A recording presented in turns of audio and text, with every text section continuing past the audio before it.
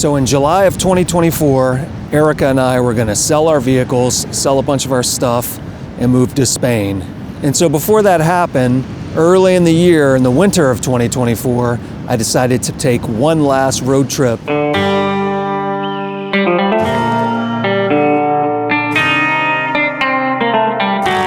And after 2 weeks of traveling throughout the Western United States, Erica flew into Eugene, Oregon, met me, and we drove down the coast to meet a few of our friends and hike the Lost Coast Trail.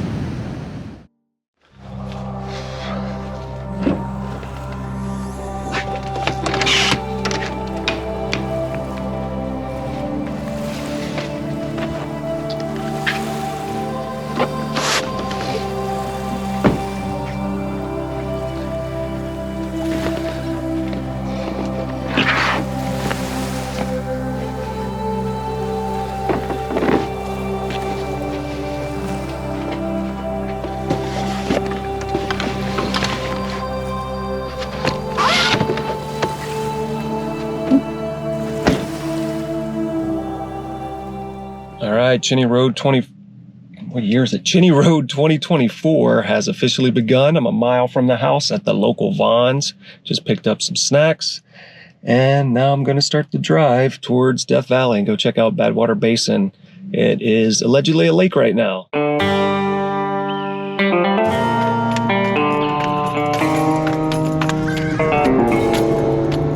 This is the section of the desert that's really gorgeous.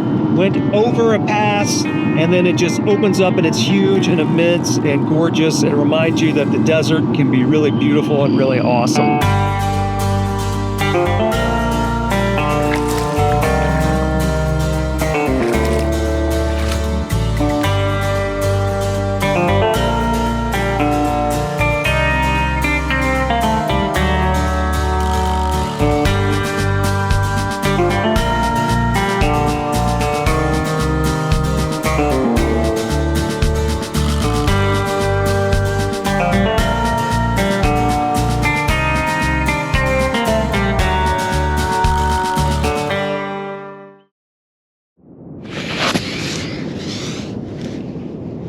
It's morning of day 2. I just woke up, which is probably pretty obvious.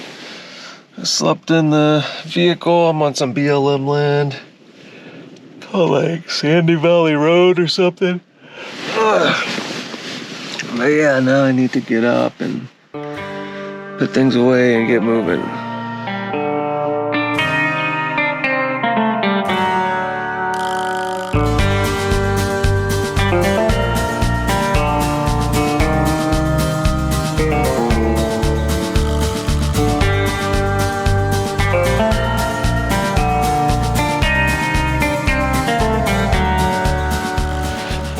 I'm here at Coral Pink Sand Dunes in Utah. Curious if the audio is just terrible here, if you can even make out anything I'm saying, but I'm walking along the ridge right now, kind of the big sand dune. We got people sledding and sandboarding and dune buggies in the background.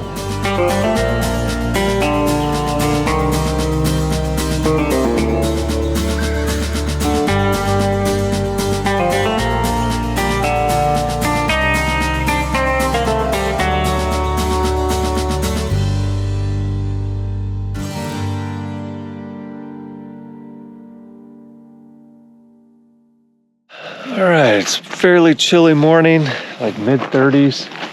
I stayed out at this BLM land, probably a mile or so off the highway there. I need to warm up my hands. That's the thing that mostly bothers me when it gets cold, is my hands.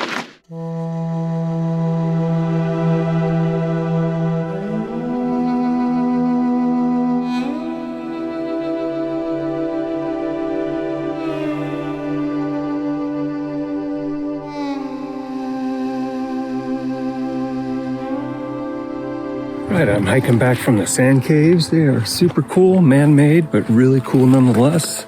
It's a pretty short hike, probably not even a mile. Super easy. Lots of people come there, but if you hang out long enough, you'll have it all to yourself.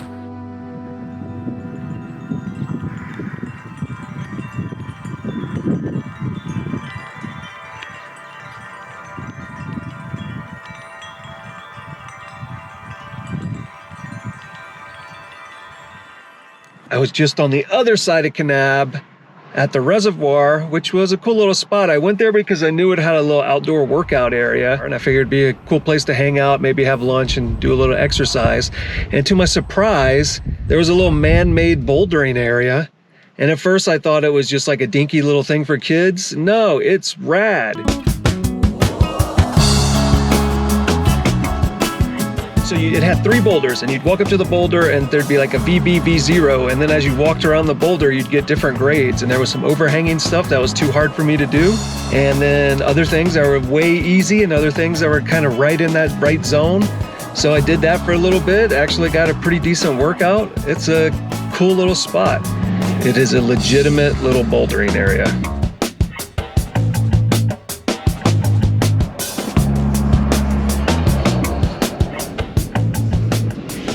How stupid do I look? Oh, pretty stupid.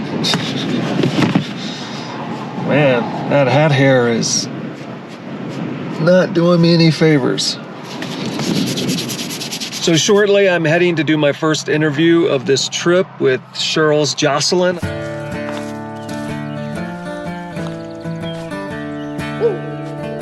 I don't know what it is. There's something about just being in areas where only the brave and bold go. The people that you meet and the teamwork, like you can go to a rendezvous and meet somebody for the first time, and by the end of the day, you're just best friends.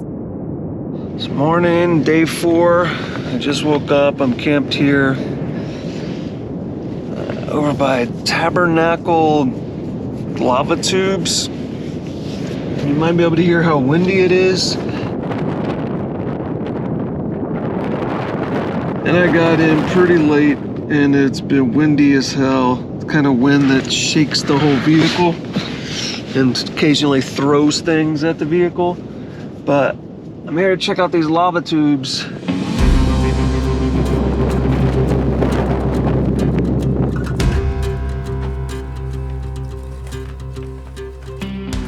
That wind is no joke.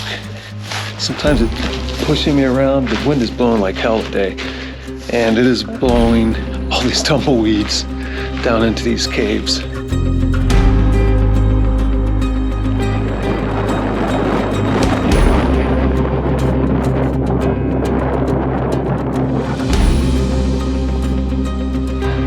So I'm gonna hike through some more.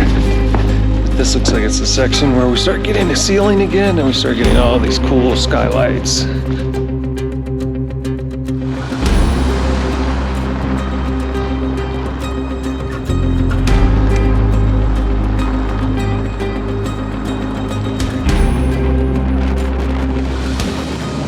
Yeah, these storm clouds are definitely rolling in, making my way out of the lava tube area back to Meadow so I can get up to Salt Lake and get through the areas that are allegedly gonna have this big winter storm, maybe blizzard. It's unclear to me, but it has been windy as hell and tons of clouds are pouring in now, and I still got a ways to go, but I should be able to outrun this thing. That's part of the reason I drove as far as I did last night, is so I could be well ahead of it. Hopefully that's the case. I am dodging so many tumbleweeds right now. They are all over the highway. But I didn't completely bypass the storm because it is snowing. Hopefully it won't be too much snow for me to contend with, but it is actively snowing right now. I am in Brigham, gateway to the world's greatest wild bird refuge, which I will clearly not be going to because it is snowing.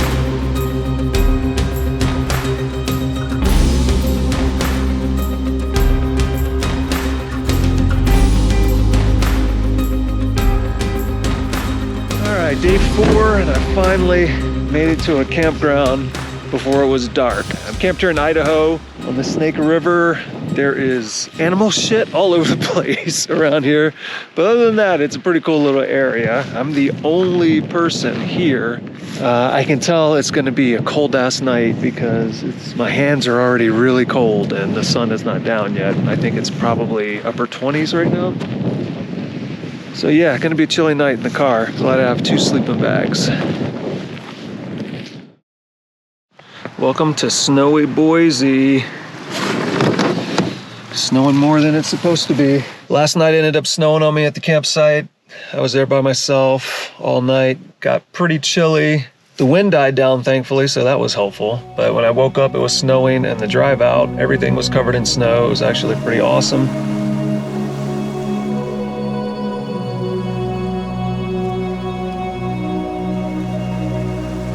So now I'm in Boise trying to figure out whether to keep heading towards Oregon right now or wait, because this snow is supposed to stop in about an hour. And it's not heavy, but it's nice to be able to drive when you can see what you're doing. And hey, the battery is finally warm again. I tried to record stuff earlier and the fucking GoPro would die within 5 seconds every time. Yeah, so it was a cold night. Let's see if this battery can take this.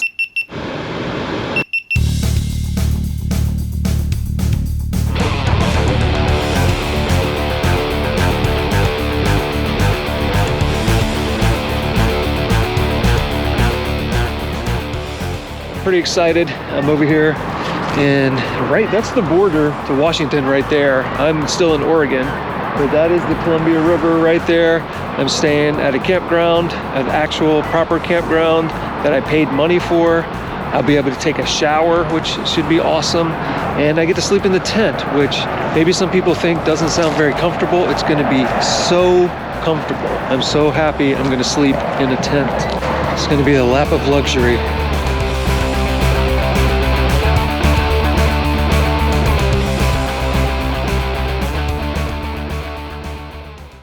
All right, finally got this thing working again. I just had to take the battery out and stick it under my crotch to warm it up because it kept shutting off within like 2, 3, maybe 4 seconds tops. I am driving through Oregon along the Columbia River. Last night was pretty nice in the tent. I had 2 sleeping bags, so I was super comfy. So got some unexpected rain right now. And if I had thought it was gonna be windy, I knew there might be a little bit of rain. I didn't expect it to be windy. It's been pretty windy coming from this side by my head, and I didn't guy out the tent, and so I'm getting water underneath the rain fly. I stopped by Boardman earlier, which the only reason I stopped by Boardman is I was nearby, and for some reason, a few months ago, the podcast was getting thousands of downloads out of nowhere from Boardman, Oregon, and I still have no idea what that was about.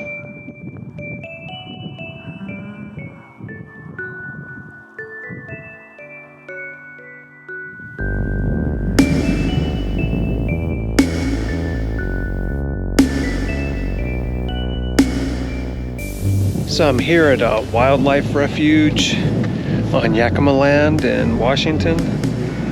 It is midday, so I don't have a lot of expectations of seeing anything, but I figured it would be worth stopping by and checking it out. It's also the warmest I've experienced and the sunniest I've experienced in the last few days. It's upper 40s.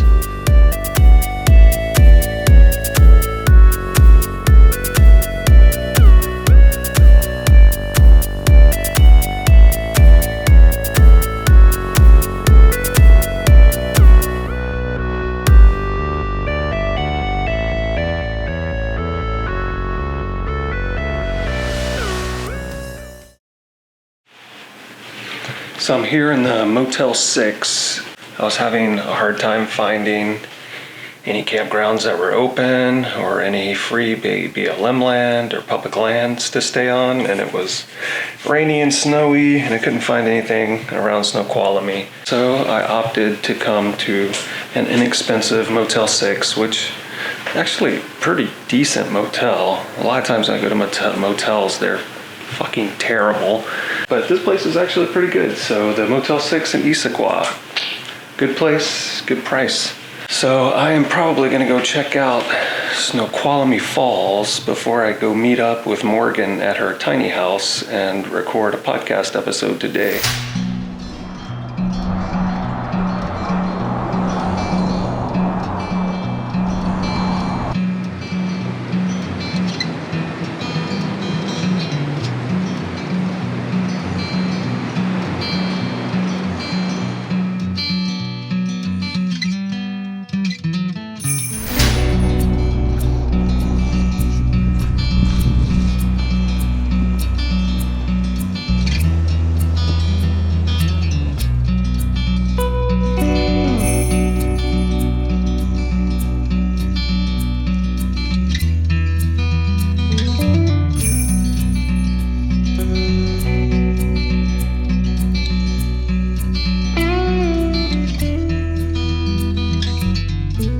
After my dad died, and just thinking about all of this stuff that you acquire that you can't take with you has made me realize that I don't want that for myself. I just feel like if I were to go back to a full-sized home or something like that, I would end up filling space with stuff I don't need.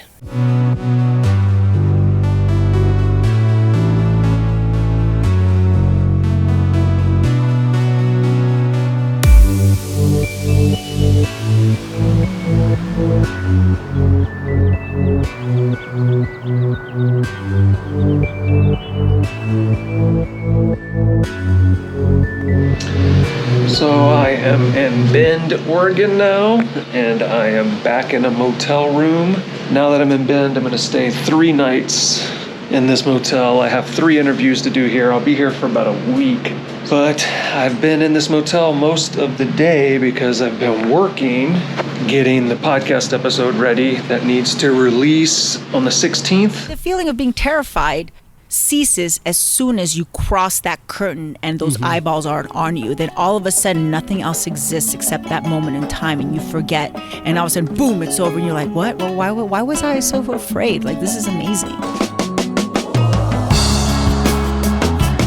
I'm on this super loose, steep downhill dirt trail, and it's a hot day, and I have my jerseys unzipped, and I got my jog bra underneath it. Coming down, it's like super technical, just hold on. All of a sudden, a big swarm of bees just comes and flies into my jersey. I'm like, oh shit.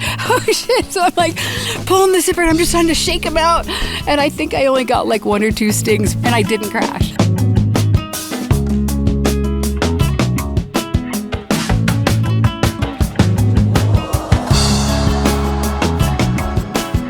I'm meeting people that I wouldn't normally come in contact with, high schoolers, young people. It's just not part of my normal experience. And it gives me a ton of hope. So much, people are discouraged about young people today or whatever, but man, the people who work at Sparrow, man, they work hard, they play hard, they look out for each other, they care about their customers. So it gives me hope.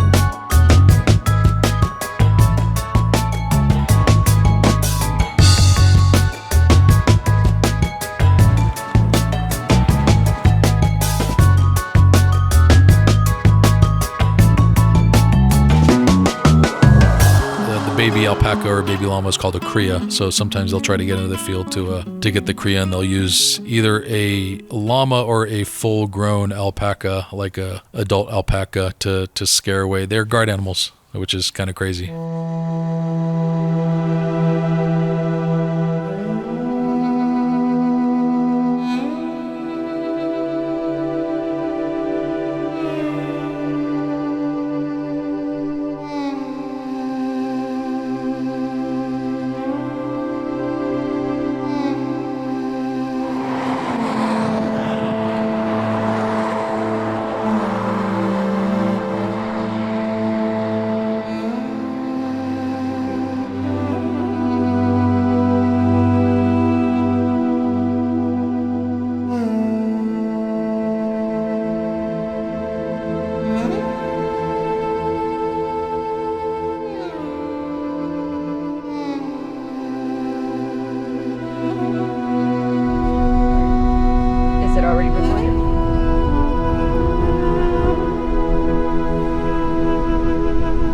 The Lost Coast Trail, it's a cool trail, so it's kind of far removed from civilization up in Northern California. It takes a few days to hike along the coast. Gorgeous area, rocks, sand, lighthouse, it's creek crossings. It's a cool, secluded, exciting place to hike.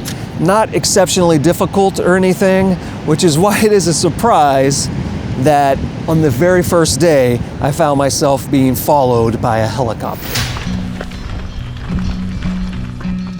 Better get some energy out.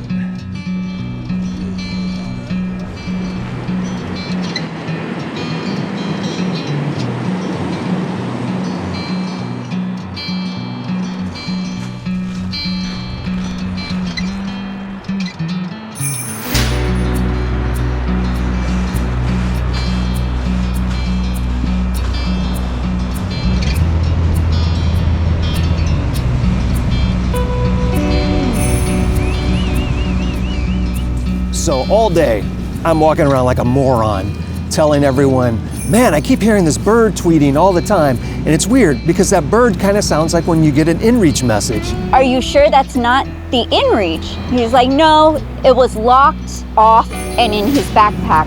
Looking back, it is the dumbest thing because what was happening is that inReach button had been pressed inside my pack. It had sent an SOS, and SOS services were trying to contact me. They reached out and contacted my emergency contacts, who contacted other people. And so all of these people was trying to contact me. And this dumbass right here, me, I just kept thinking there was a bird chirping.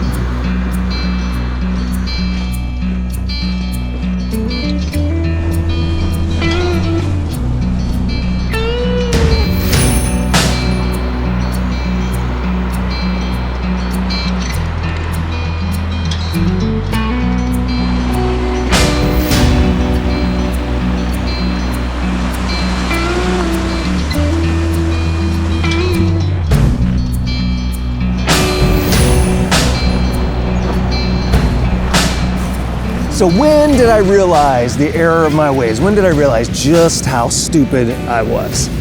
Well, it was when the helicopter flew by and then flew back by. Eventually, when the helicopter seemed to be following specifically me.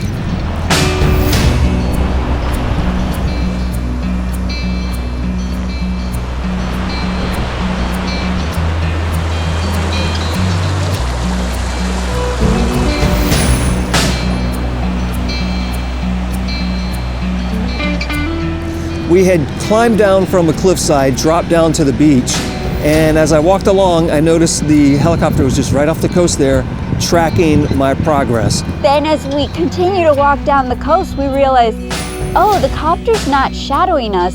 They're following Jason. Thankfully, my buddy Ryan noticed that they tossed something out of the helicopter. Ryan runs over to figure out what it is and picks up this really long strip of fabric or paper wrapped around a rock inside of a plastic bag. It said, Jason, your inReach has gone off. Are you in danger? If you are not in distress, please let us know. There's a mistake here. This thing is off. How could it possibly be sending a signal? So I reached down to my pack and I'm like, look, I'm gonna show you, Ryan, that this can't be for me because my inReach is not even on. And then I pulled the inReach out of the pack and sure enough, the screen lights up, it says SOS in progress. And we are like kind of mortified that this is happening. All this time was devoted to try and find us when we did not need them to find us. I've just caused all this chaos. Who knows how many people are involved in this? How many resources were just wasted? And then I also noticed I have all these messages from my friend Jeff from emergency services. So I pull out my cell phone and I start trying to communicate with people, let them know nothing's wrong. And I felt like a complete dumbass for the rest of the day, honestly, for the rest of that trip. And so that is what I thought about for the next 3 days while we hiked the trail.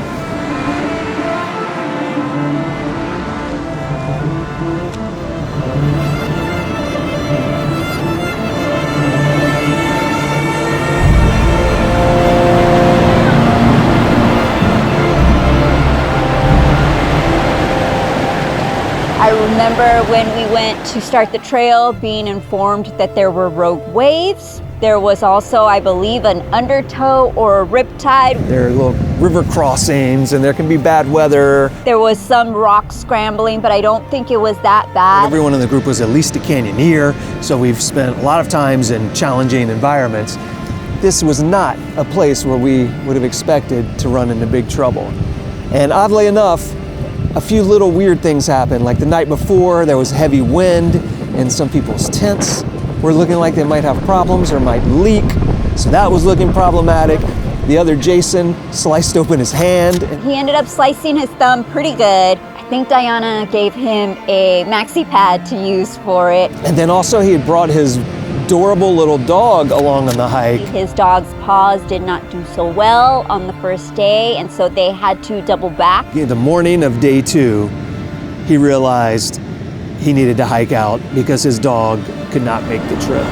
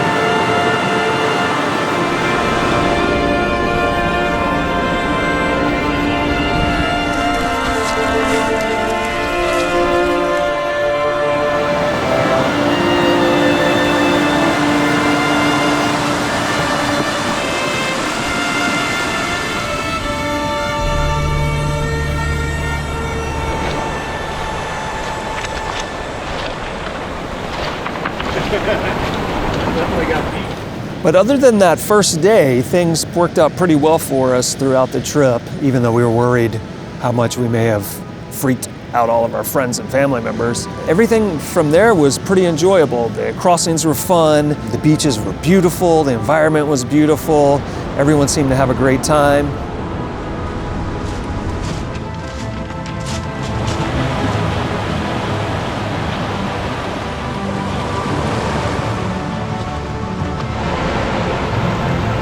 Way better, guys. Really good call.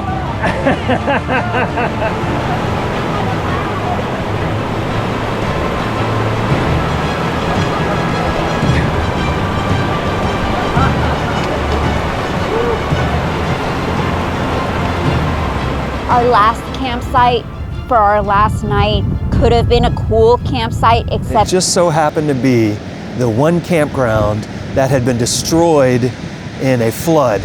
And so where there should have been a campground, there were fallen logs, fallen rocks, and nowhere to camp. So we hiked back out to the beach and built our camp makeshift there on the beach. Scott ended up making a really big fire ring for us, and we all kind of just enjoyed our last night there. The most impressive fire ring I have ever seen. It looked like something straight out of a Boy Scout manual.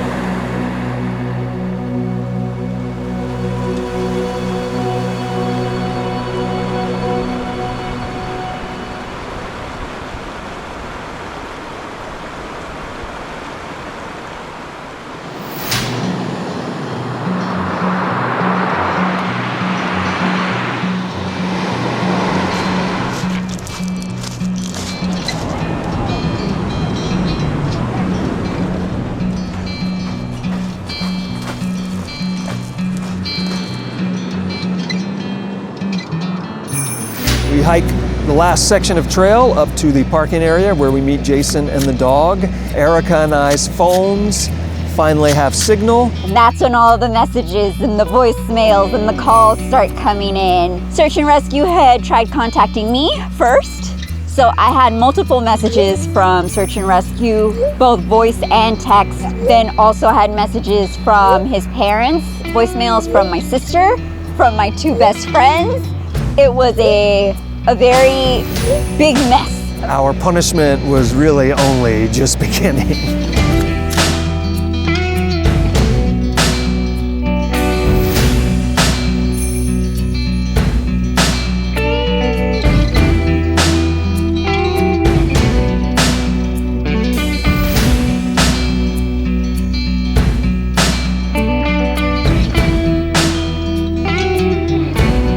That's it. Goodbye.